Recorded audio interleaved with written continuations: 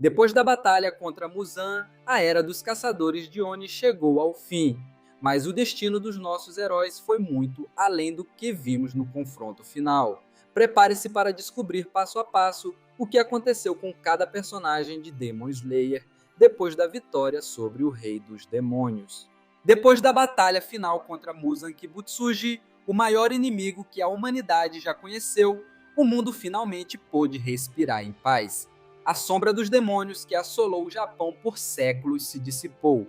Para os caçadores que dedicaram suas vidas a essa luta, chegou o momento de encarar algo que muitos nem sabiam mais como fazer: viver em um mundo sem essa ameaça. Mas o fim da guerra não significou que todos seguiram o mesmo caminho. Alguns puderam aproveitar uma vida longa e tranquila. Outros, no entanto, tiveram destinos mais curtos ou solitários. Vamos conhecer cada uma dessas histórias. A família Obuyashiki. Tudo começou por causa deles. Por gerações, a família Obuyashiki carregou uma maldição cruel. Seus membros nasciam fracos, adoeciam cedo e raramente passavam dos 30 anos. A origem desse fardo remonta a um terrível segredo. Muzan era descendente dessa linhagem. Por quase 1000 anos foram 97 gerações de vidas interrompidas.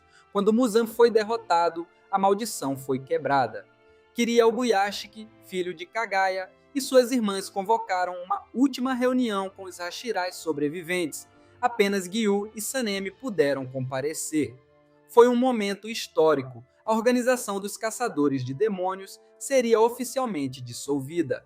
Kiria e suas irmãs finalmente puderam imaginar um futuro. Anos depois, ao completarem 30 anos, se emocionaram profundamente. Era a prova viva de que a maldição tinha acabado. O destino de Kiria foi tranquilo e inspirador. No capítulo 205, vemos que ele se tornou o homem mais velho do Japão, sendo entrevistado e celebrado. Ele realizou o sonho de seus antepassados: viver muito e em paz.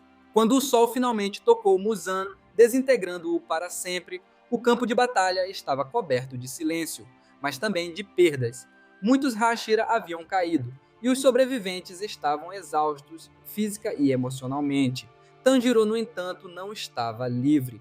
Ele havia se tornado um Oni por ação direta de Muzan, que em seus últimos instantes transferiu todo o seu poder para o jovem. Esse momento foi o mais tenso de toda a história. Ver Tanjiro, agora um Oni, prestes a seguir o mesmo caminho de Muzan, ameaçando até mesmo a própria Nezuko. Mas, graças aos esforços de todos, especialmente de Kanao, que arriscou a vida para usar o último frasco do antídoto desenvolvido por Tamayo, Tanjiro foi trazido de volta à forma humana.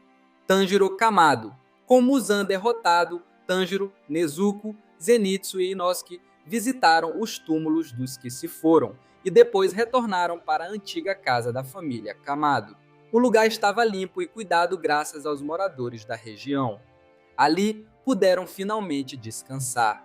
Tanjiro voltou a trabalhar como carvoeiro, embora tivesse dificuldades com o uso de gás. Mais tarde, se casou com Kanao. Tiveram filhos e continuaram a tradição da respiração do sol como uma dança familiar transmitida por gerações. Seus descendentes, Sumihiko e Kanata Kamado, ainda carregam essa herança no presente. Apesar de ter a marca do caçador, Tanjiro sobreviveu além dos 25 anos, possivelmente por ter nascido com ela, assim como seu pai, e não a ter despertado repetidamente como outros Hashiras. Zenitsu Agatsuma. Zenitsu sobreviveu à guerra e, apesar do medo que sempre demonstrou, provou ser um dos mais corajosos combatentes. Com o fim da luta, ele tomou coragem para fazer algo que planejava há muito tempo: declarar seus sentimentos para Nezuko.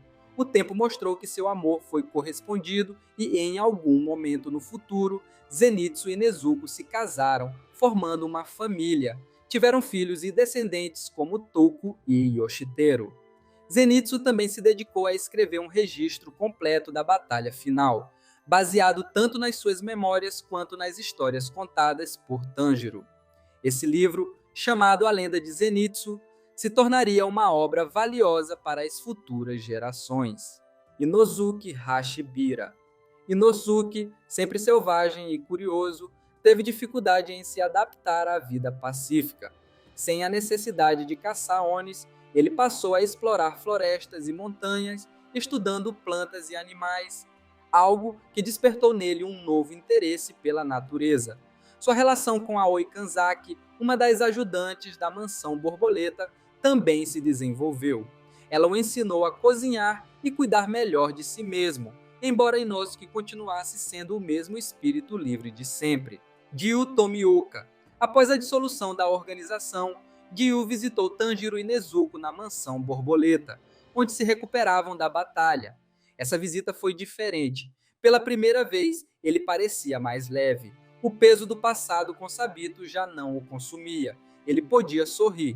Com o tempo, até a relação com Sanemi mudou. Eles chegaram a dividir uma refeição juntos, algo impensável no passado. No entanto, Gyu havia despertado a marca do caçador diversas vezes durante a batalha final, o que, segundo a crença, condenaria seu portador a viver apenas até os 25 anos. Como tinha 21, isso significaria pouco mais de 4 anos de vida, mas essa maldição da marca nunca foi completamente comprovada. É possível que Gyu tenha vivido mais do que se imaginava. De fato, sua linhagem chegou até os tempos modernos, com descendentes como Gishi Tomioka, praticamente idêntico a ele. Sanemi Shinazugawa. Sanemi também compareceu à última reunião. Depois, foi à mansão borboleta para se encontrar com Nezuko. Pediu desculpas pelo que havia feito no passado e pelo modo como reagiu quando Tanjiro se transformou em demônio. Nezuko, sempre gentil, respondeu de forma leve, lembrando que ela mesma havia dormido por 2 anos seguidos. O sorriso dela fez Sanemi lembrar do irmão Genya, ainda criança.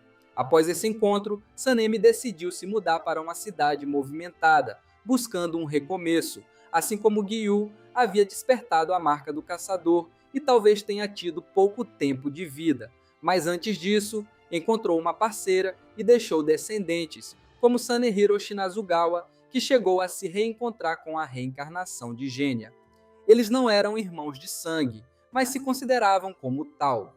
Tengen Uzui. O extravagante Tengen já havia se aposentado depois da luta contra Gyutaro, vivendo com suas 3 esposas. Mesmo assim, participou discretamente da batalha final, ajudando na estratégia ao lado de Kiriya. Após a guerra, foi cumprimentar Tanjiro e chegou a convidá-lo para visitá-lo quando estivesse recuperado. Por nunca ter despertado a marca do caçador, Tengen provavelmente viveu uma vida longa e confortável. Yushiro. Entre todos, talvez o destino mais melancólico tenha sido o de Yushiro. Após a morte de Tamayo pelas mãos de Muzan, ele passou a viver apenas com a memória dela. Por ser um demônio, não envelheceu e viu todos os seus amigos mortais partirem. Apesar disso, manteve amizade com Kiriya, sendo um dos poucos sobreviventes daquela era. No presente, Yushiro é um pintor famoso, conhecido por retratar Tamayo. No fundo, ainda espera reencontrá-la em outra vida. O legado e as gerações futuras. Com o passar das décadas, as famílias dos sobreviventes prosperaram. A linhagem de Tanjiro e Nezuko seguiu adiante, assim como a de Zenitsu e Inosuke. No epílogo da história, ambientado no Japão moderno, vemos descendentes desses personagens vivendo vidas pacíficas, sem conhecer o terror dos Onis. A vitória sobre Muzan não foi apenas o fim de uma guerra, mas o início de uma era de paz, construída sobre o sacrifício de todos que lutaram. E assim se encerra a jornada dos nossos heróis. Do campo de batalha à vida pacífica, cada personagem de Demon Slayer encontrou seu caminho após a queda de Muzan. Alguns formaram famílias, outros seguiram isolados, mas todos carregaram para sempre as marcas e as lições dessa guerra. Se você gostou de relembrar esse destino final e quer mais conteúdos como este, já sabe, curta o vídeo, inscreva-se no canal e ative o sininho para não perder nenhuma análise. Até a próxima e que a chama da determinação nunca se apague. Muito obrigado por ficar até o final.